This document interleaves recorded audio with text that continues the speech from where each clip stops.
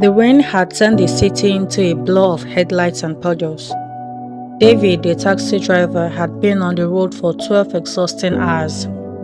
His wife was sick, his rent was overdue, and his daughter had been sent home from school because he couldn't pay her fees.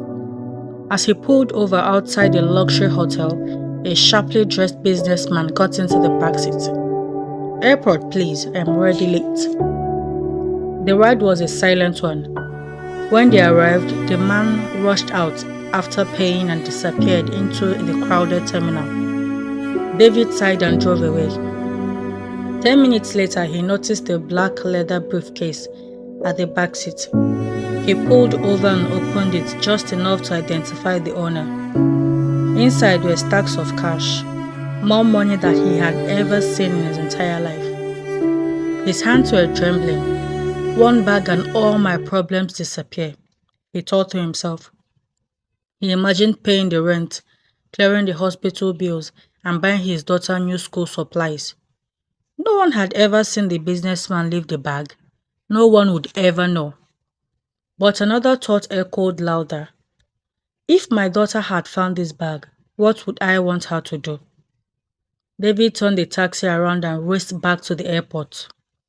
After searching for nearly an hour, he finally found the man pacing frantically near the entrance, speaking anxiously into his phone. When the man saw David with the briefcase, he immediately froze.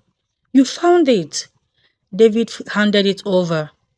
"I didn't touch the money," David said. The man opened the case.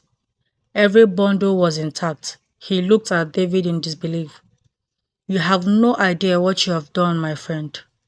He offered David a bundle of cash. David smiled and gently pushed it back.